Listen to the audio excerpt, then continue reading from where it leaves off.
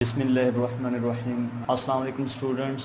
First year physics के साथ मैं हूं गुलाम मुस्तफ़ा। तो स्टूडेंट आज का हमारा टॉपिक है जी डायमेंशंस ऑफ फिज़िकल क्वांटिटीज़, यानी कि आर्टिकल नंबर 1.8 है। हमने फ़िज़िकल मिक़दारों के डायमेंशन निकालने हैं। तो पहले हमें जो है वो डायमेंशन के मीनिंग पता होने चाहिए, जिनको हम लफ्ज़ी मीनिंग बोलते हैं, और दूसरा हमें इसके जो फ़िज़िकल सिग्निफिकेंस हैं उनका पता होना चाहिए। ठीक है जी। तो डायमेंशन का जो लफ्ज़ी मतलब है वो होता है जी डायरेक्शन। किसी भी चीज़ की डायमेंशन से मुराद होता है उसकी डायरेक्शन, उसकी सिमत। ठीक है। और इसका फ़िज़िकल सिग्निफिकेंस क्या है कि भाई जैसे मिसाल के तौर पे यूँ कह लें कि हमारे पास लेंथ है, तो लेंथ को हम ज़ाहिर करते हैं एल से। ठीक है जी। अच्छा, अगर आपको कहा जाए कि भाई इस लेंथ को डायमेंशन फॉर्म में लिखो, तो किसी भी मिक़दार को डायमेंशन फॉर्म में लिखने के लिए दो चीज़ें आपको करनी होती हैं। नंबर वन, तो उसका जो सिंबल है उसको आपने कैपिटल लिखना होता है, और नंबर टू आपने उस सिंबल को स्क्वायर ब्रैकेट्स के अंदर लिखना होता है। जैसे मिसाल के तौर पे ये लेंथ है, तो लेंथ को अगर हम कैपिटल में लिखें तो ये कैपिटल एल होगा। ठीक है। और दूसरी बात कि इस सिंबल को आपने जो है वो स्क्वायर ब्रैकेट के अंदर लिखना है। तो मैं इसको जो है वो स्क्वायर ब्रैकेट में लिख देता हूँ। तो ये बन गया डायमेंशंस ऑफ लेंथ। ठीक है। ये इसका अब यूँ कह रहे हैं कि फ़िज़िकली इसको कैसे हम डिस्क्राइब कर सकते हैं। ठीक है जी। तो दोबारा मैं इसको बोल देता हूँ जी, लेंथ को हम स्मॉल एल से ज़ाहिर करते हैं। ठीक है। तो इसको अगर डायमेंशन फॉर्म में आपने लिखना है तो दो चीज़ें आपको याद रखनी है। एक तो आपने इसके सिंबल को कैपिटल में लिखना है, और दूसरा आपने क्या काम करना है कि इस सिंबल को आपने स्क्वायर ब्रैकेट के अंदर लिखना है। ठीक है। अगर हम टाइम की बात करें, टाइम को हम जाहिर करते हैं स्मॉल टी से। ठीक है जी। और इसको डायमेंशन फॉर्म में आपने कैसे लिखना है कि सबसे पहले तो आपने इस लेटर को जो है वो कैपिटल में लिख देना है, और उसके बाद आपने इसको स्क्वायर ब्रैकेट में लिख देना है। आप इसको यूँ भी लिख सकते हैं कि पहले आप जस्ट इसको स्मॉल टी लिख लें, पहले इसको ब्रैकेटों में लिख लें, और उसके बाद फिर आप इस टी को कैपिटल टी कर लें। ऐसे भी आप कर सकते हैं, इसमें भी आप ऐसे कर सकते हैं। लेंथ को पहले स्क्वायर ब्रैकेट में लिख लें और उसके बाद इसको कैपिटल कर दें। ठीक हो गया जी। तो अब यहाँ पे मैं आपको बता दूं कि लेंथ के अंदर कौन कौन सी चीज़ें शामिल हैं। जो फासला होता है ना, अगर आपसे को कह दे कि भी फासले को जाहिर करते हैं एस से, इसको डायमेंशन फॉर्म में लिखो, तो इसको डायमेंशन फॉर्म में आप ऐसे लिखेंगे, पहले एस लिखेंगे, उसके गिर्द जो है वो आप स्क्वायर ब्रैकेट लगाएंगे, और फिर एस की जगह पे आप एल कर देंगे। अब यहाँ पे थोड़ी सी कन्फ्यूजन वाली बात है। डिस्प्लेसमेंट की अगर हम बात करें, डिस्प्लेसमेंट को हम स्मॉल डी से ज़ाहिर करते हैं। अगर आप इसको डायमेंशन फॉर्म में लिखेंगे तो स्मॉल डी को स्क्वायर ब्रैकेट में लिखेंगे, और फिर जो है इसको एल कर देंगे। क्लियर हो गया। अब देखें यहाँ पे कुछ चीज़ें जो हैं जिनकी समझ हमें नहीं आ रही, वो ये है कि एस को भी हमने एल कर दिया और डी को भी एल क्यों कर दिया। ठीक है। एक और यहाँ पे एग्जांपल मैं दे देता हूँ। जैसे विड्थ है, तो विड्थ को हम स्मॉल डब्ल्यू से ज़ाहिर करते हैं, जिसको हम चौड़ाई बोलते हैं। तो अगर हम इसको जो है वो डायमेंशन फॉर्म में लिखते हैं तो फिर इसके दोनों साइडों में हमें स्क्वायर ब्रैकेट लगानी पड़ेगी, और आगे जो है वो हम इसको कैपिटल एल कर देंगे। उसकी रीज़न क्या है? हम बात कर रहे हैं लेंथ की, तो लेंथ से मुराद कोई भी लंबाई होती है।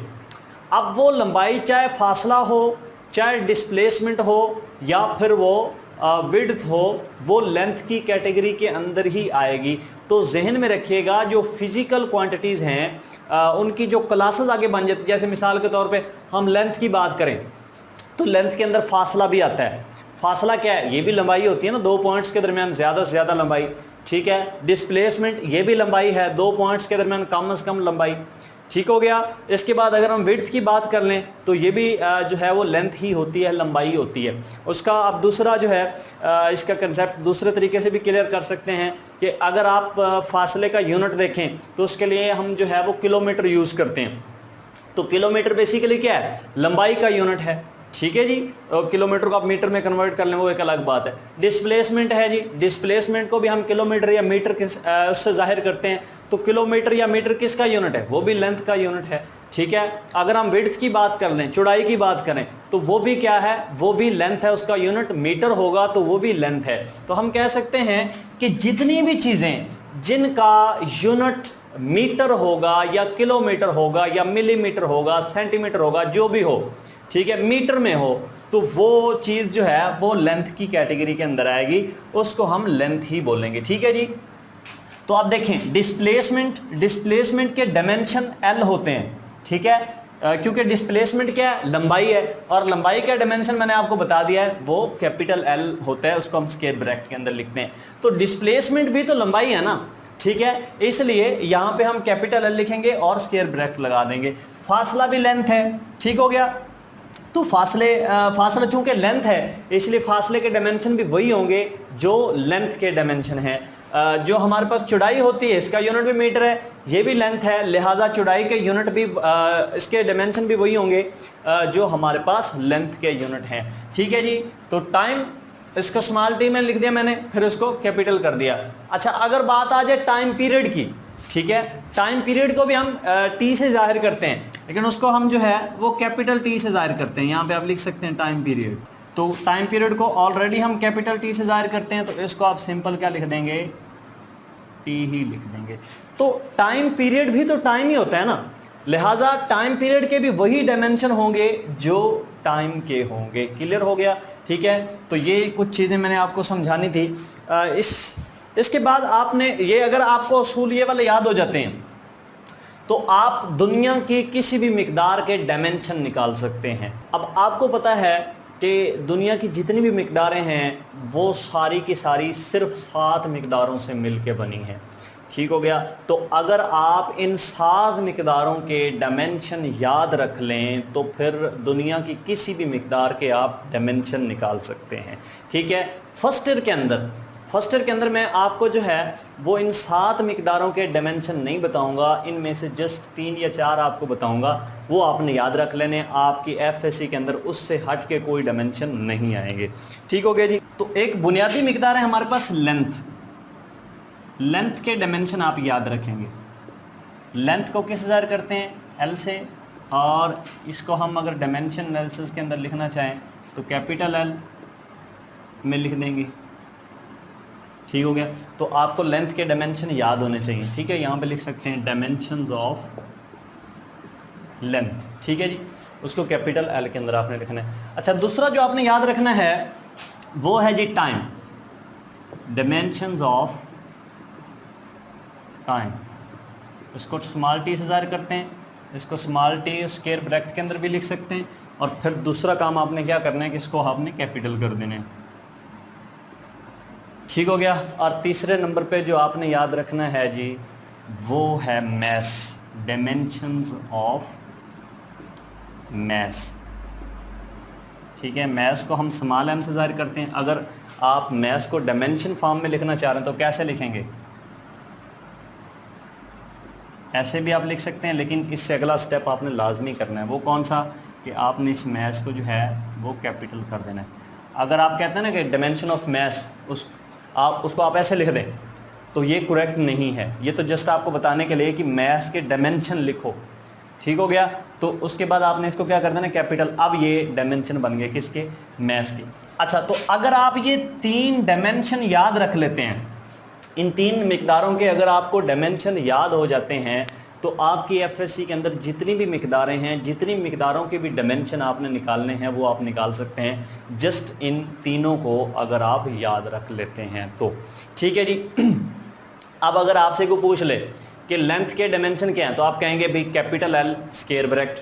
ठीक है, टाइम के बारे में बता सकते हैं, मैस के बारे में बता सकते हैं। क्लियर है जी? अच्छा, अगर मिसाल के तौर पे आपसे कोई ये पूछ ले कि वेलोसिटी के डायमेंशन क्या है, यहाँ पे तो वेलोसिटी नहीं है। ठीक है, तो सिंपल आपने उसको जो है फार्मूले की मदद से जो है वो साबित कर देना है। कैसे? जैसे लेट करते हैं कि ये है जी वेलोसिटी, और आपको पता है वेलोसिटी किसके इक्वल होती है? d/t के।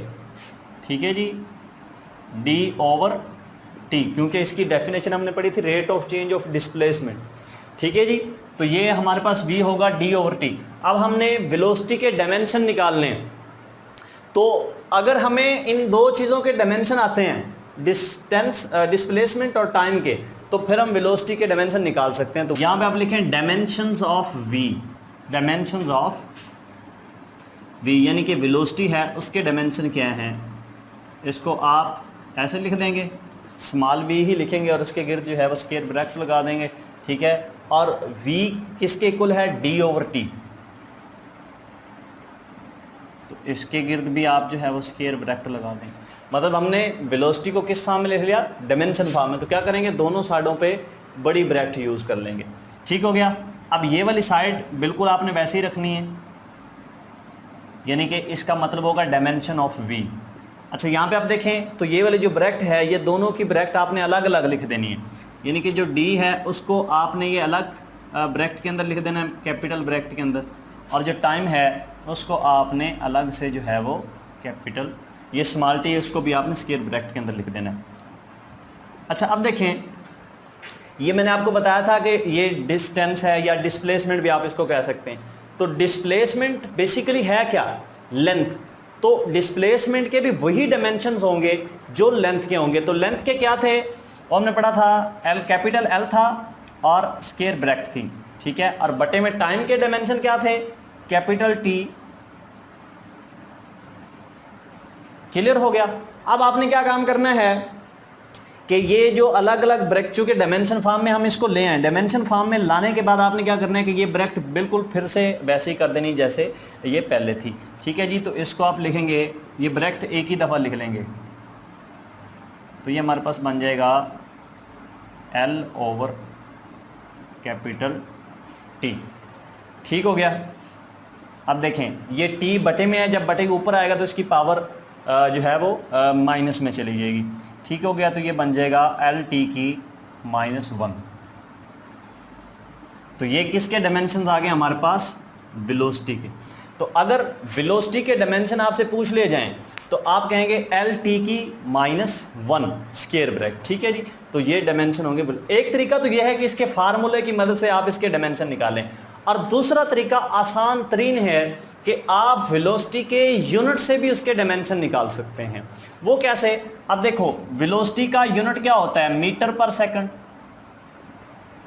इसको अगर आप डायमेंशन फॉर्म में लिखोगे तो ऐसे लिखोगे, ठीक हो गया।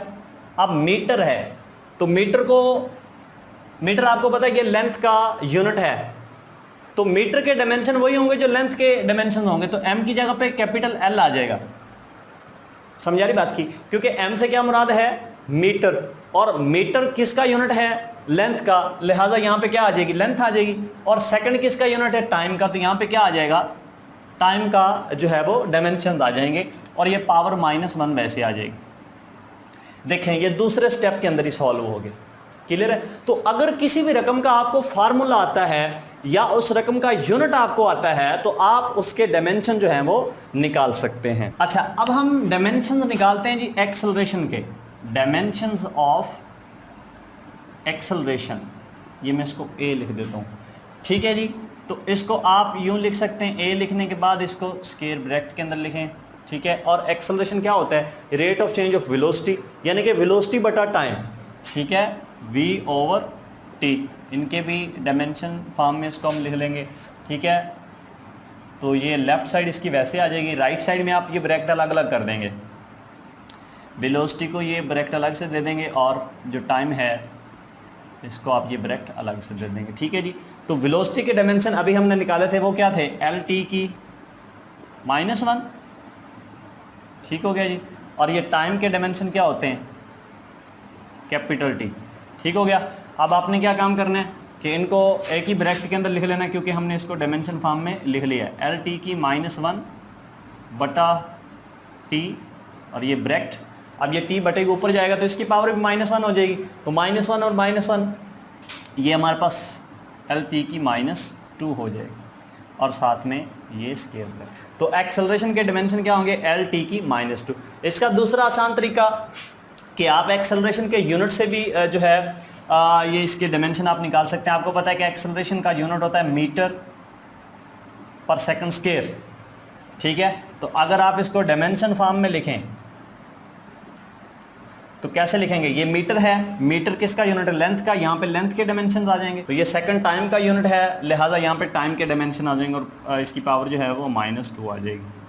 और ये ब्रैकेट देखें एक ही स्टेप के अंदर हो गया। तो ये तो आपकी प्रैक्टिस पे डिपेंड करता है कि आप कितनी प्रैक्टिस करते हैं मुख्तलिफ मिकदारों के डायमेंशन जो है वो मालूम करने के लिए। तो कुछ जो है असाइनमेंट्स मैं आपको दे देता हूँ कि आपने कुछ मिकदारों के जो है वो डायमेंशन निकालने हैं और डायमेंशन निकालने के बाद आपने नीचे कमेंट्स के अंदर वो डायमेंशन उनके लिखने हैं, ठीक है। या अगर आप कमेंट्स में नहीं लिखना चाहते तो आप घर में कम से कम इसको जो है इसकी प्रैक्टिस करें। ठीक हो गया जी। जी तो ये मैंने यहाँ पे 8 लिखे हैं जी, इनकी आपने घर में प्रैक्टिस करनी है और ये जो है इनको आप इनके डायमेंशन निकाल के कमेंट सेक्शन के अंदर लिखेंगे भी, ठीक है।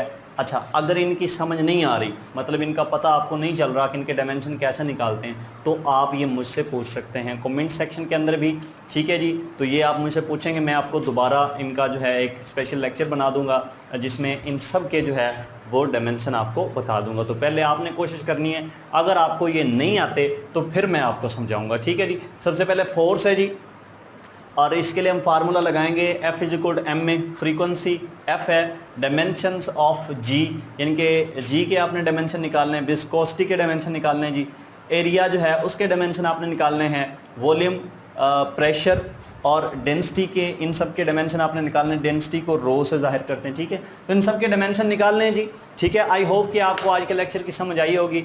अगर समझ नहीं आई कोई क्वेश्चन है तो आप पूछ सकते हैं। आज के लेक्चर को यहीं पर ख़त्म करते हैं जी। अल्लाह हाफिज़।